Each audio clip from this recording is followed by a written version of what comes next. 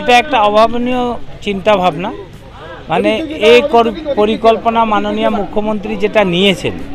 দেখুন, উন্নয়ন তো সব জায়গায় হয়েছে, রাস্তাঘাট সব কিছুই, কিন্তু ছোট ছোট কোথাও কিছু বাকি আছে কি না, মানুষের আর কি চাহিদা আছে সেটা একদম গ্রাস রুটে নেবে।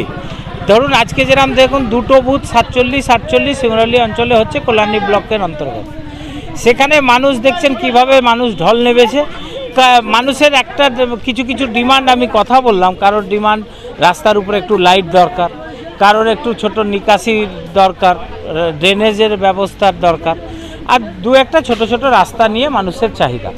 তো এইটা আমি আপনাদের বলি কি, যেটা আমরাও বুঝতাম না, কিন্তু মাননীয় মুখ্যমন্ত্রী যে ভাবনাটা নিয়েছেন, কি দেখুন আমরা সব জায়গায় কি দেখি, 5 বছরের জন্যে মানুষ একবার ভোট দিচ্ছে, একটা সরকারকে আনছেন, আনার পর আর মানুষের সঙ্গে কারোর কন্ট্যাক্ট থাকে না।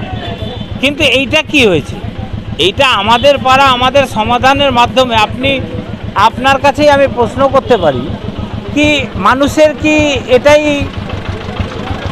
রাইট কি ভোট দিলাম বাড়ি বসে গেলাম?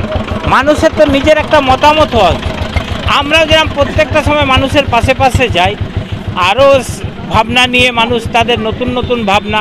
একটা সময় আমি দেখেছিলাম 2011-র আগে, যখন 11-তে সরকার আসে, তখন কিছু মানুষ বলতেন যে আমাদের কিছু লাগবে না, শুধু রাস্তাঘাটটা হলেই হয়, যা অবস্থা আমরা হাঁটতে পারছি না।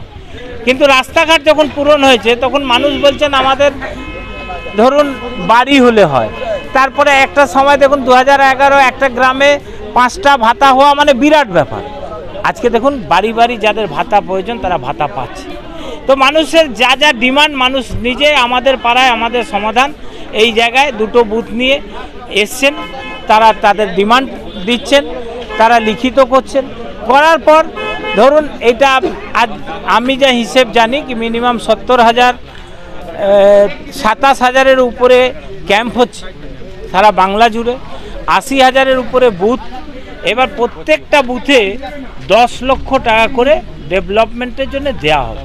এটা কি বলতো, জলের ব্যবস্থা হতে পারে, নিকাশি ব্যবস্থা হতে পারে, আবার কোথাও পার্ক হতে পারে, কোথাও ঘাট হতে পারে, অনেক সিস্টেমে যে যার উন্নয়নের দরকার তারা ইন্ডিভিজুয়াল দিচ্ছেন। এটা মানুষের, আমি বলবো এই আমাদের পাড়া আমাদের সমাধানের মাধ্যমে মানুষের একটা নব জাগরণের সৃষ্টি হচ্ছে। এটাই মাননীয় মুখ্যমন্ত্রীকে আমরা সকলেই ধন্যবাদ জানাই কি এই ভাবনার জন্যে মানুষ উপজে আসছেন, দেখতেও আসছেন। অনেক মানুষ কি এরকম একটা ভাবনা এটা কোথাও আমরা শুনিনি, মুখ্যমন্ত্রী আমাদের মতামত নিতে চাইছে, এটা আমরা খুব আনন্দিত। আমরা মাননীয় মুখ্যমন্ত্রীকে কল্যাণী ব্লক শিমুরালী অঞ্চল 192, 47, 46 বুথ থেকে ধন্যবাদ জানাই।